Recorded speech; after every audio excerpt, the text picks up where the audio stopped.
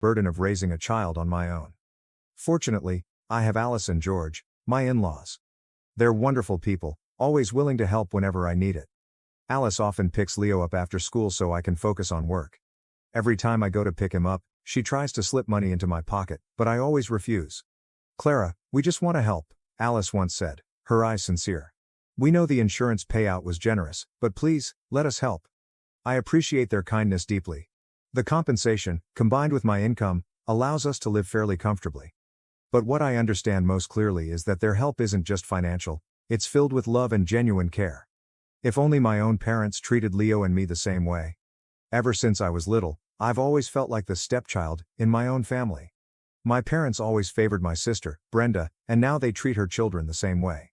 Last week, Leo went to visit his maternal grandparents, and everything unfolded as usual. He was excited, but after only 20 minutes, my mother started complaining. "Why does the clock sound so strange?" Leo asked, pointing to the old grandfather clock in the living room.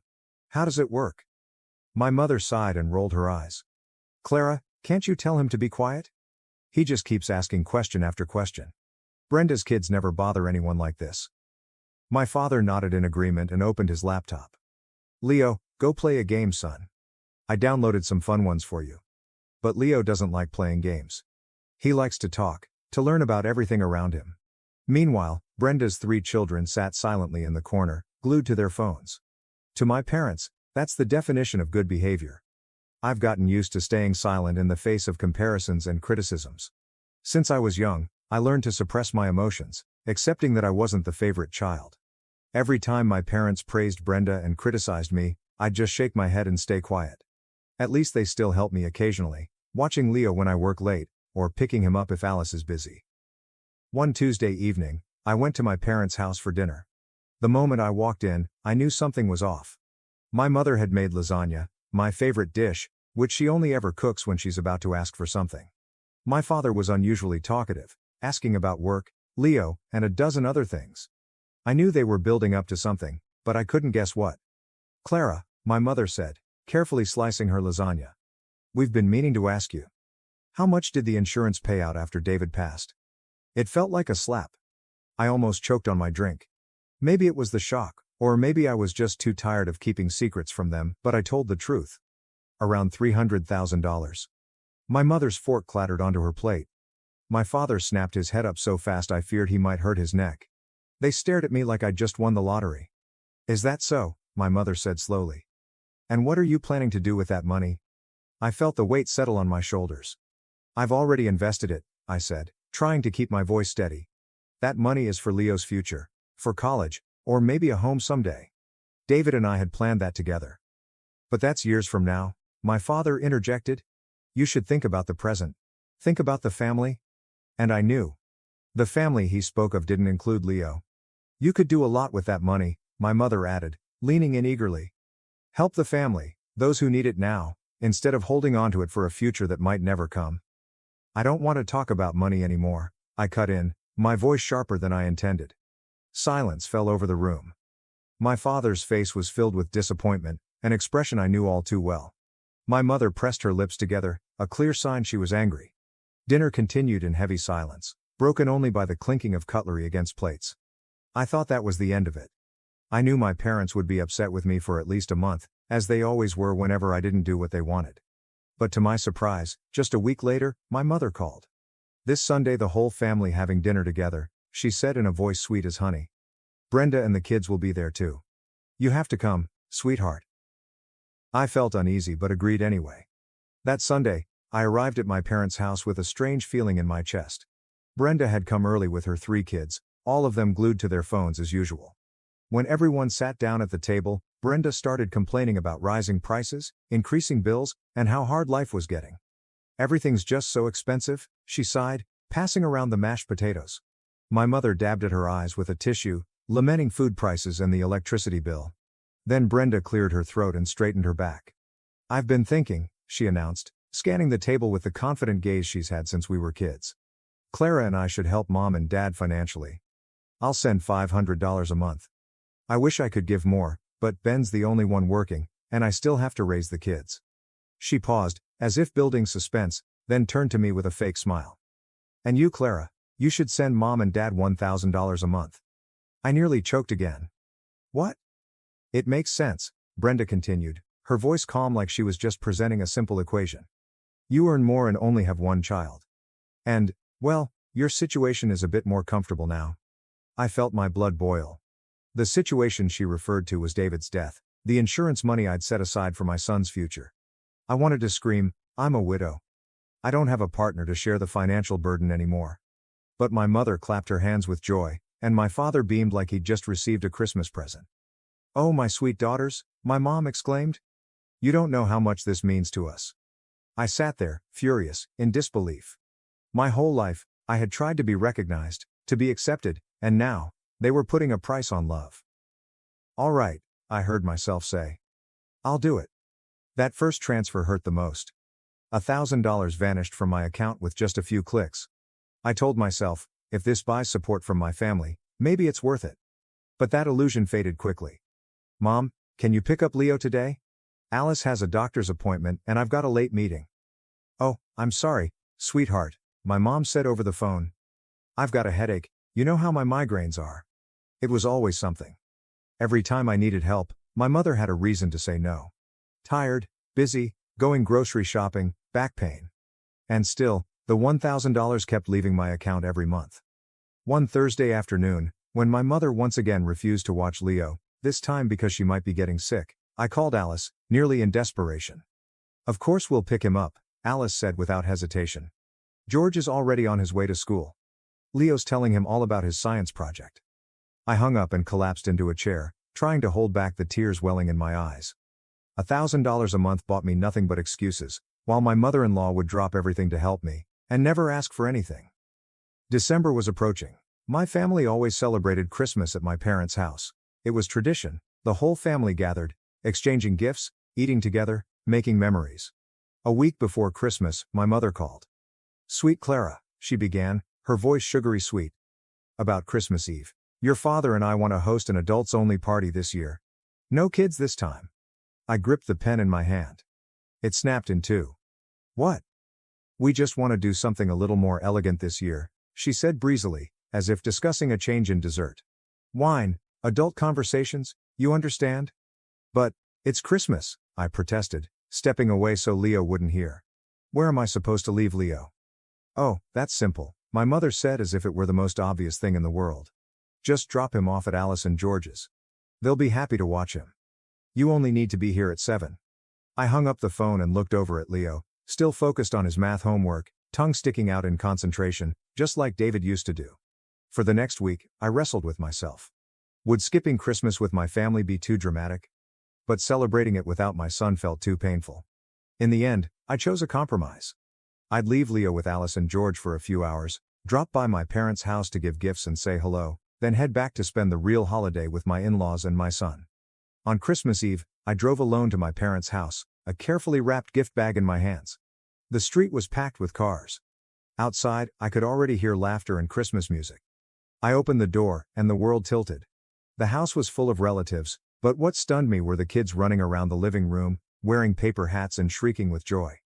I saw Emily, my cousin's daughter, grabbing cookies near the tree. The more I looked, the clearer it became. Kids were everywhere. Michael's children, Susan's grandchildren. And only one child had been left out. Leo.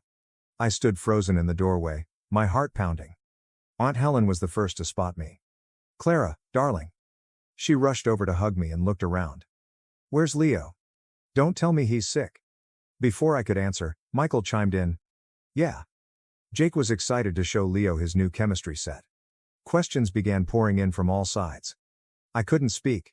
Through the crowd, I saw my mother arranging cookies on a tray, as if everything was completely normal. As if she hadn't excluded Leo from Christmas. I'm sorry, I whispered, weaving through the guests. Mom, I need to talk to you. Privately. I pulled her into the hallway, away from the curious stares of our relatives. My heart was still pounding, and my fingers were clenched so tight my nails dug into my skin. Mom, I said, trying to keep my voice steady. You told me this was an adults-only party. You specifically told me not to bring Leo. So why is Brenda's kid here? And all the other kids? What kind of no-kids party is this? my mom adjusted her Christmas sweater and avoided eye contact. Well, this is a different situation. How so? Those kids know how to behave at a formal gathering, she said, gesturing vaguely toward the living room. They're more polite. I stared at her, stunned. More polite? Leo is one of the most well-behaved kids I know. His teachers always praise him. Alice and George, too. Oh please, not Alice and George again. My mother cut in, rolling her eyes. They spoil him. Let him ask a million questions non-stop. The other kids know their place. They understand boundaries. Right at that moment, a scream erupted from the dining room. Ethan, Brenda's youngest, had just thrown a handful of deviled eggs straight at his sister. The eggs flew across the table and splattered all over Emily's new dress. She screamed. I turned back to my mother, raising an eyebrow. Yes, I can really see how well-behaved the kids are. My mother's face darkened. Kids are supposed to be a little wild. But Leo asks too many questions. It's like he's trying to lecture the adults. Don't make this into a big deal, Clara. It's just a small difference, that's all. I felt something inside me break. Something that had been hurt for far too long, and could no longer endure. I'm leaving, I said, turning away. I'm going home to Leo. My mother shrugged, her eyes fixed on her bright red nails. Suit yourself. But don't forget to leave the gift bag under the tree, we'll open them after dinner. I stopped, looked at her one last time, then walked back into the living room. I cleared my throat loudly. The chatter faded. All eyes turned to me. Some of you have asked why I came alone tonight, I began, my voice louder than I expected. Why Leo isn't here for the family's Christmas party. Brenda stepped toward me, maybe to stop me, but I held up a hand. Let me finish. I came alone because a week ago, my mother called and told me this was an adults-only party. She told me I couldn't bring Leo. Murmurs rippled through the room. Helen's jaw dropped. What? But there are kids everywhere? We weren't told anything about kids not being allowed, Uncle Paul added, staring at my mother in disbelief. My mother awkwardly stepped forward. Clara, now's not the time. No, Mom, I said, eyes locked on hers. Now is exactly the time. Because this isn't an adults-only party. It's a party that excludes one child, my child. The murmuring grew louder. I saw the stunned looks, the disappointed headshakes aimed at my parents. But that's not even the worst part, I said with a quiet, humorless laugh. While my son was being left out of Christmas, I was expected to send my parents $1,000 a month. Brenda? She was supposed to send $500. Ben, Brenda's husband, looked up like he'd been shocked with electricity. Wait. $500? Brenda's face went pale. Ben turned to her confused. Where would you be sending $500 from? We barely manage rent every month. Brenda stammered, her face flushing red. I never actually sent anything. I looked at her, no longer feeling even a shred of pity. They asked Brenda to lie. Told her to say she was contributing, so I'd feel like I had to do my part too. They said if I believed she was paying, I'd agree. Silence. Utter silence. I watched as the truth sank into everyone's faces. The scattered pieces came together into a full picture, one where my parents had deceived me, used me like an ATM, while excluding my child. Aunt Susan spoke, her voice trembling with rage. You used your own daughter for money, then cast out your grandson from the family? That's unthinkable, disgraceful. The room erupted. Voices raised, demanding answers, calling out my parents. Ben turned on Brenda, furious, questioning her. My parents stood frozen, their perfect family facade collapsing before them. I raised my hand again, everyone fell silent. There's one more thing I want to say. All eyes turned to me again. My parents stood by the Christmas tree, pale as ghosts. Brenda was still trying to explain herself to Ben. From this moment on, I said, my voice calm, like passing a sentence, I won't be sending another dollar to either of you. And I will no longer maintain any relationship with you, or with Brenda. I'm done. I turned, placed the gift bag by the door, and walked out of the house I once called home. The door closed behind me with a final thud, the period to a chapter I should have ended long ago. I sat in the car for a long while, hands resting on the steering wheel, heart still trembling. The night air was freezing, but inside me was a strange warmth, a feeling I hadn't had in years. Relief.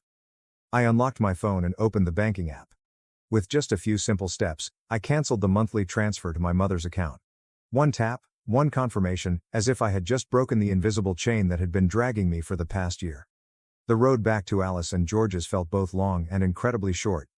As I pulled into their driveway, I saw Leo through the kitchen window, standing by the counter helping Alice decorate cookies. Warm yellow light glowed on his tousled blonde hair. He was smiling. A full, carefree smile. My eyes stung. That evening, we stayed with Alice and George. We baked cookies, sang a few silly carols, then rearranged the nativity scene that Leo had put in the wrong order. George explained each figure in the Christmas story, and Leo asked question after question. And no one, not a single person, told him he was being a bother.